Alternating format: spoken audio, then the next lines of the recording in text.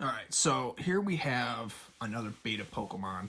Well, we're going to kind of talk about this one. We're going to go into this little history just a little bit more.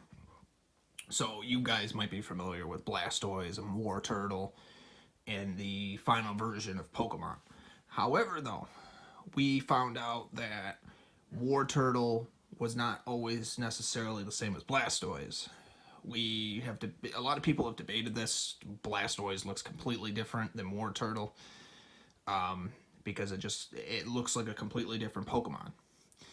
And you'd be right. And in this video, we're going to be taking a look at why that is and possibly why they did scrap this idea due to cartridge limitations.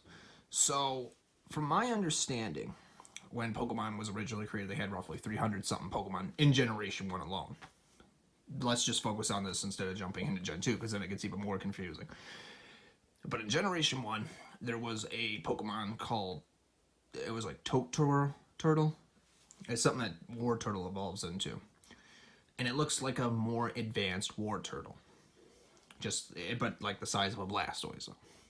So, we have, and then however though, then we have a couple new Pokemon. We have Blastoise, but we have a pre-evolved form Pokemon that's never been seen before, but this confirms that it basically had at the time, Blastoise was its own Pokemon. It was called Blastoise. So Blastoise is a shellfish Pokemon. Imagine a little Blastoise that's really small, kind of like the size of a Squirtle, but doesn't have the Squirtle tail. And it's always got this bubble in its nose that it never pops. And no matter how, I think according to the Dexter entry, from what I was able to find, it was like, no matter how hard it tries, it'll never be able to pop the bubble.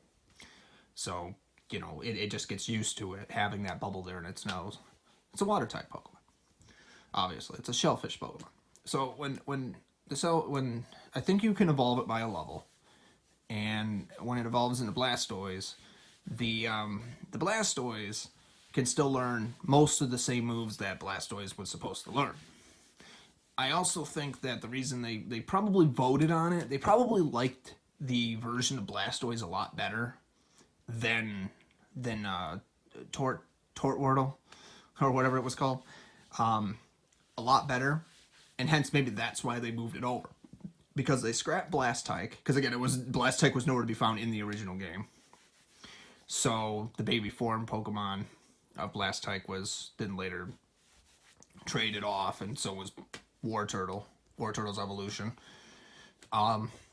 So, and Wartortle looks like Wartortle's evolution. I still think they should have kept both. Because, we don't really have too many shellfish Pokemon outside of Wartortle and Squirtle. And Blastoise, of course. Blastoise. So they should have brought Blastoise back and what else? Who was it? But at this point, it would be like, kind of confusing. Now it would be completely different. I think what they should do is they should just bring back another Pokemon and rework it into something else. Because, at this point, if Wartortle was to have, another evolution, I think what they should do is, they should just, Squirtle's family should kind of be made a little bit better. Maybe just reorganize the Squirtle family, like Blastoise. Squirtle could be, kind of like an offspring, and then Blastoise could be, another offspring. And then when the Pokemon evolves, it could evolve into Wartortle, sure. Maybe not Blastoise, but Blastoise would evolve into Wartortle. Or not Wartortle, Blastoise. And then, if you think about it, kind of like the Kangaskhan family, Even though Kangaskhan, baby Kangaskhan, and Marowak, Ardia, and Cubone are completely different Pokemon. But somehow, they found a way to make the timeline work. Do the same thing with those 5 Pokemon. Because imagine, it'd be like, turtles stick around. If you think about it, if you go to a beach where they lay eggs and all that, and you go into the ocean floor, there are turtles that do get along with other species of turtles. Tortoises, snapping tortoises, and snapping turtles, for example. You can see them get along. You'll see them all they'll lay their eggs somewhere on the beach line, but then at the same time though, you'll find out that later down the line, there will be other ones that will be there to actually protect the babies from like the seagulls and all that. They actually were. I'm trying to think. It was a bunch of marine biologists that ended up taking note of this, like when they were like kind of like offshoring, like before they started, because obviously some animals are land and water based. So there's a bunch of marine biologists that have been doing reports a while ago that I was reading about how, like, you have like other turtle families that actually watch out for other tortoises and all that, even though a lot of people believe that, but it's not as common as, like, the same tortoise family. Like, you'll have like a bunch of snapping turtles and tortoises that are like that. They look very similar. They're the same species, and they all just line up, but they're all like watching each other. It's very interesting, actually. It's crazy to think that every animal is different, even instinctively. And they even do different things to the point where it would make you really think twice about what they're capable of doing. So I wouldn't be surprised in the slightest they could, because it's Pokemon, they could make this work somehow. They could do it. Same thing with, what is it? Same thing with all the scrapped ideas that they had that could have been implemented into the different generations of Pokemon, that ultimately in the end, if you think about it, like, I mean, that's the magic of Pokemon. Not just because it's a series of adventure, but like you could find ways to make this stuff work, because it was always about finding that stuff out there, trying to find what you're not knowing, what you're not seeing, and all of a sudden you have like these species, like, again, like Satoshi Tajiri said, that like their golden rule was like these ideas had to like somehow make sense.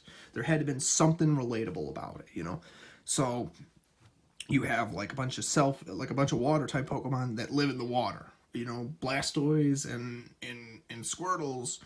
You're always going to find them in like a water reservoir. Like, I'll give you an example. One of my favorites was like in Pokemon Mystery Dungeons, when you go to the friend area, like the turtle pond and all that. Where do you find Squirtle at? In the water, right by the waterfall. That's where, I mean, you always find Squirtle hanging out somewhere in the water area. So it's like a ground type, or not a ground type now.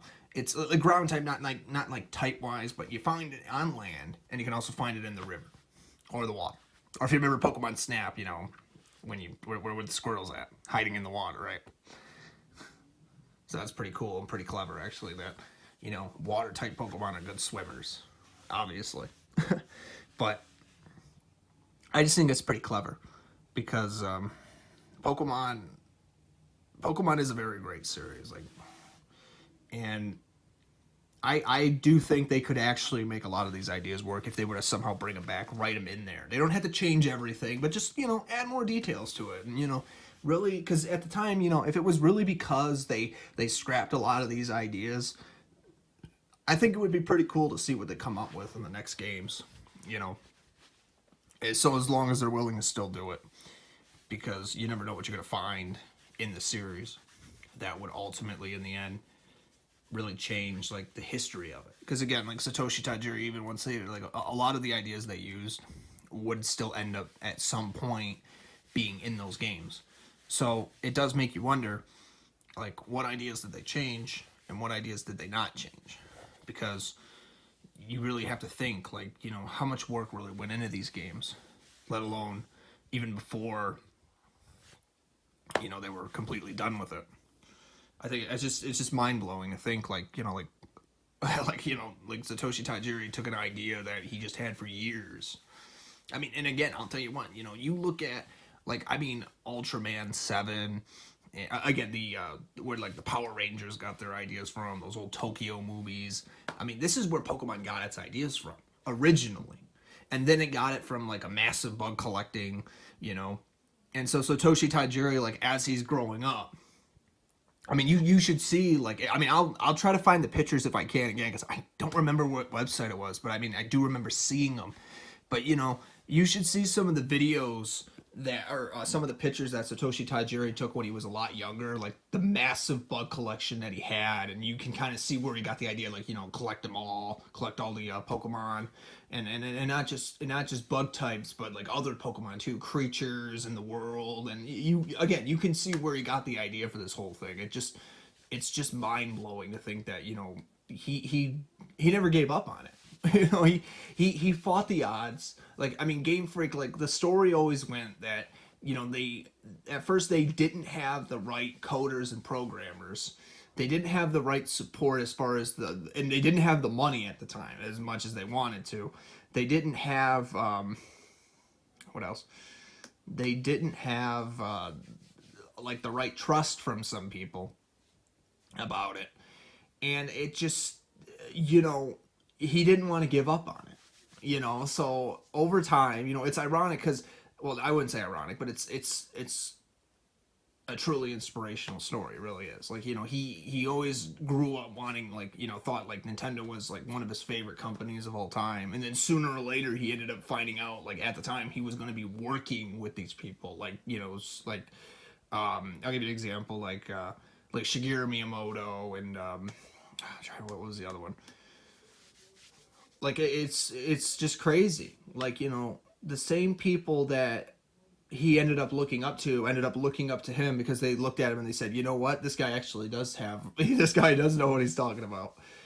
And it's it just makes you wonder, like, how many ideas and how many ordeals only they know that we truly haven't seen. And, you know, so no matter how many interviews they do and how many stories they tell, you're always going to have more questions than you do answers with just a series as big as Pokemon. Like, what they went through, how they did it, and over time, you know, it's just remarkable, like, how many ideas they really have that maybe to this day most people still don't even know about. And that's something to think about. Because again, if you're looking to design games, you know, never limit yourself. Focus on and play test it. You know, don't give up on yourself. You never know what you're gonna find and opportunities are knocking. You'd be surprised what your dreams can really do when you really see how much, you know, I mean, especially other people will look up to you as well when you really start seeing, like, what's more than capable.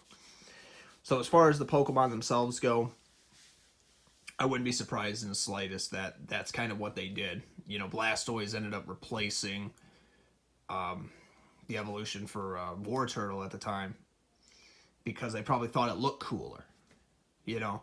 So Blastoise, I do remember that Blastoise was circled at one point. There was a, like, I think it was in the manga, like one of the pictures, if my mind's not playing tricks on me, Blastoise was one of the Pokemon that they circled that you could see visibly because they wanted that Pokemon. I mean, Blastoise looks really cool. Like, no joke. Even though, me personally, I've always been a fan of Charizard and Venusaur for Venusaur. Yeah, it's weird. And here's something else that's even more funny. You want to talk about deja vu? I mean, I always thought, because Venusaur, I thought I was always pronouncing it wrong all these years. Because Venusaur, it kind of sounds like there's an A after that N. But there's actually a U. It's actually Venu, Venusaur.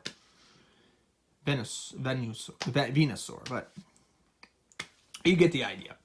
It's based on the Venus flytrap plant Pokemon.